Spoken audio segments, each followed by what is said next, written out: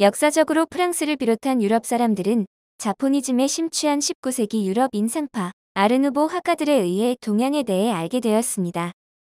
18세기 에도 시대에 성행한 일본의 목판화인 우키요에는 그 특유의 평면성과 과감한 구성, 과장된 표현으로 유럽인에게 충격을 주었는데 오늘날 신문지로 도자기를 포장해 운반하듯이 당시 일본의 도자기는 실상 별것 아니었던 우키요에가 인쇄된 종이로 감겨 수출되었습니다.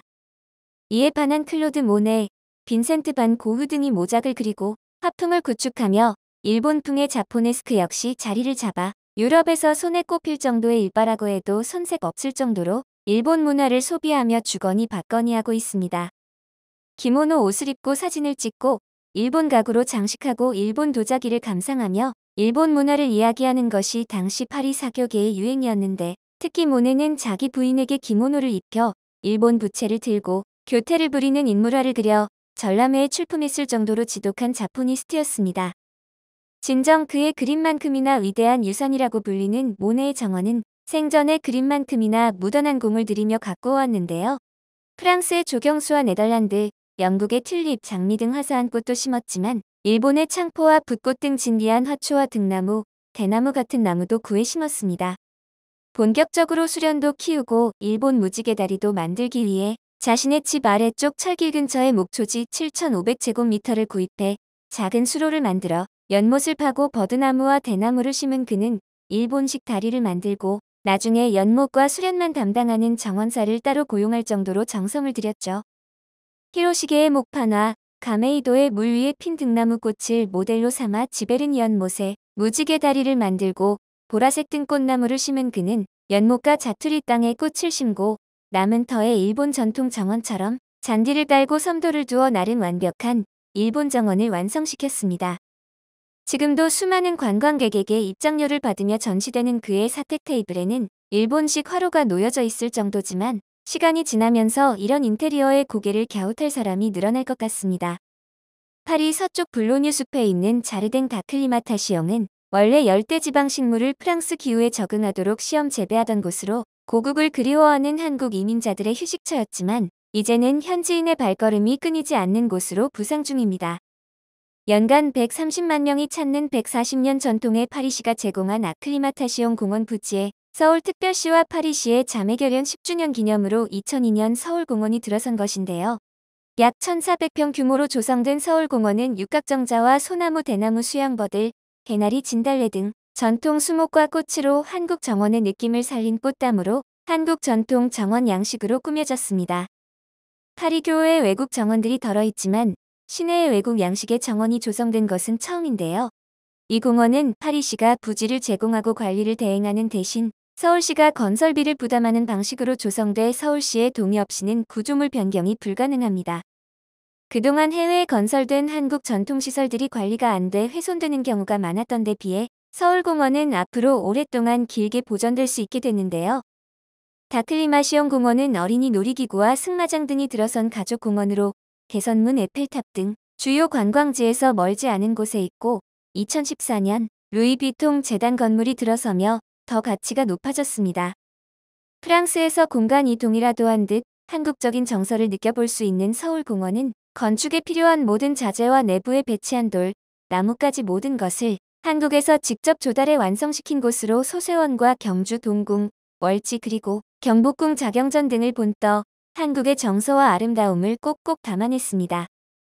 명승 40호인 전남 담양의 소세원은 한국 정원 최고의 아름다움을 자랑하는 곳이죠. 소세원에는 지금 광풍각과 제월당 두 채의 정자가 남아있는데 북송의 시인 황정견이 주도니의 성품을 압축해 광풍제월이라 표현한 만큼 최고의 칭송에 빗대어 회자되곤 하는 곳입니다. 풀이하자면 비겐디의 바람과 달처럼 마음이 명쾌하고 집착이 없으며 시원하고 깨끗하다는 뜻으로 일본풍에 젖어든 프랑스의 이런 한국의 정원은 정반대의 매력으로 충격을 주기에 충분합니다. 호숫가에 곱게 단청을 입힌 육각 정자인 주구정을 사이로 자리잡은 한국 정원은 정문인 피세문을 지나면 대나무 숲을 따라 옛 선비들이 달 아래 시를 읊던 월대와 시벽이 나타나는데요.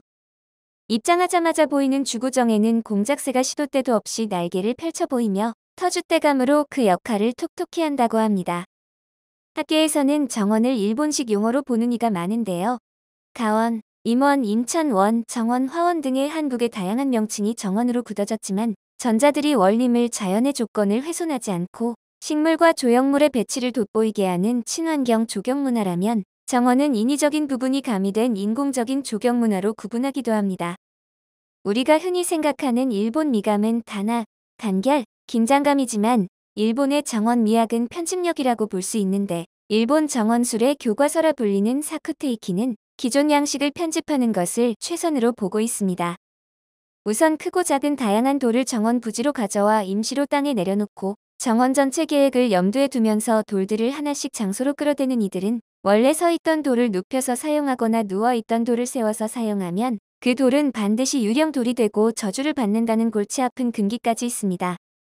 정원을 만들 때 지켜야 할 순서와 금기가 동시에 존재하고 이 둘을 규칙으로 지구상에 존재하지 않는 자연을 만들어내는 것이 일본 정원으로 한국인들은 편집된 이 세상에 존재하지 않는 이상향에 가까운 일본 정원에서 많은 불편함을 느끼곤 하죠.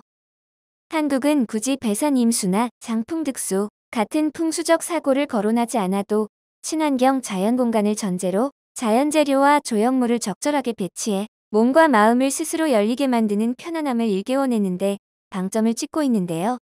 비움과 체움의 미학이 깃들어 있는 공간으로 심신을 달래고 상처를 어루만지는 휴식의 공간으로 만들어내죠. 덕분에 세속을 피하는 문이라는 정문 피세문을 지나 속세의 때를 씻는 연못 세심지와 달을 바라보는 축대인 월대 등은 굳이 한국 사람 아니라도 마음이 편안해질 수밖에 없고 한국을 옮겨온 듯한 서울 공원 속에서 파리지앙들은 위화감 없이 사색을 하건 피크닉을 하건 시간을 보내는 자체만으로 그 화폭의 일부가 되는 것이죠. 서울공원 이외 한불수교 120년을 맞아 2006년 낭트 그랑블루트로 공원에 꾸며진 순천동산은 순천만을 테마로 한 한국식 정원입니다. 해안가 낭트의 부지를 10분 살려 1,500평 안팎의 한국 산과들의 풍광을 담아낸 동산에는 세계 5대 연안습지 가운데 하나인 순천만의 가치와 아름다움을 담아 꼬리조팝나무, 쌀이나무, 으름덩굴, 족두리풀 등 한국 자생식물이 심어져 있습니다. 정자, 장독대, 장승의 무궁화와 진달래 등 한국 식물도 심겨진 조성터와 공사비는 낭트시가, 설계와 조경은 순천시가 맡아 진행했는데 낭트시가 먼저 한국 동산을 조성하고 싶다는 제안을 해왔고 인구 27만 명인 낭트시와 규모와 입지가 비슷한 순천시를 지원단체로 선정하면서 이뤄졌습니다. 낭트시는 이에 대한 보답으로 에르드르강의 전통 목선 한 척을 순천시에 기증했죠. 이후 낭트 오페라하우스에서 한국 영화, 사물놀이와 브르타뉴 전통음악 합동공연, 판소리 공연 등으로 구성된 낭트, 한국의 봄행사가 펼쳐지는 등 적극적으로 한국 문화를 받아들이며 일본은 점차적으로 과거의 유행으로 밀려나고 있습니다. 한국 역시 수교 135년이나 된 국가로 현대에 들어와 한국 측의 문화재 반환 요청으로 얼굴 붉힐 일이 잦기는 하지만 윤봉길 의사의 폭탄 의거가 있기 전까지 상하이의 프랑스 조계 제안에 있던 대한민국 임시정부를 보호해주기도 한 나라로 마냥 밉지만은 않습니다. 국제적으로 대한민국의 입장을 지지하는 프랑스는 2000년대에 들어서면서 문화적으로도 교류가 활발해지고 프랑스 내 한류가 인기를 끌며 일본의 아성을 위협하며 급부상하고 있습니다. 한국 문화 침투의 단적인 예가 넷플릭스 드라마 킹덤으로 서구권 시청자들은 초기에 왜 사무라이나 닌자가 나오지 않느냐며 머리 위에 물음표를 띄웠습니다. 오리엔탈리즘에 젖은 서구권은 동양하면 일본을 떠올렸지만 이후 가시, 아마존닷컴에서 판매되는 등 한국의 복식 문화에 제대로 빠져들기 시작했죠. 앞서 말한 모네의 정원은 일본식으로 꾸몄지만 유럽풍 역시 반영된 정원으로 사후 그가 심어놓은 대로 피고지고를 반복하며 자리 잡은 것으로 이제 일본 정원이라고 부르기엔 무리가 있습니다. 결국 이 시대의 아름답다는 찬사를 받는 모습은 한국식의 인간이 아닌 자연이 만든 풍경에 더 가까운데요. 과거 일본색에 젖어든 프랑스에서는 왕궁 정원에서 정연 서 있는 사람, 조각 전시회, 그랑팔레에서 흑불 호남국 도자 명품전이 열리고 부프디 노르 극장에서는 윤진철 명창 등이 판소리 갈라쇼를 펼치는 등 과거와 현재를 망라하는 한국 문화의 열풍이 거셉니다. 파리는 동네별로 고유 숫자를 가진 총 20개의 구역으로 나눠져 있는데 15구는 가장 많은 한국인들이 거주하는 구역으로 한국 레스토랑과 한인마트가 위치하고 있습니다. 2017년 두 번째로 열린 한국 페스티벌에는 한국인분들뿐만 아니라 많은 프랑스 시민이 찾아들어 광장 하나를 통째로 빌렸음에도 불구하고 축제 내내 발디딜 틈이 없을 만큼 많은 인파가 몰려들어 움직이기조차 힘들었습니다. 일본은 이후 자포니즘 2018이란 타이틀을 내걸고 파리, 리옹 등 프랑스 주요 도시에서 1년 내내 각종 문화예술 이벤트를 펼치며 과거 자포니즘의 영광을 되살리겠다며 결의를 다졌는데 다른 곳도 아닌 프랑스의 변화에 일본이 느낄 초조함이 이해가 갑니다. 그러나 문화 유행 역시 꽃처럼 피고 지는 것이 자연스러운 이치로 과거의 컨텐츠를 제대로 잊지 못한 결과입니다.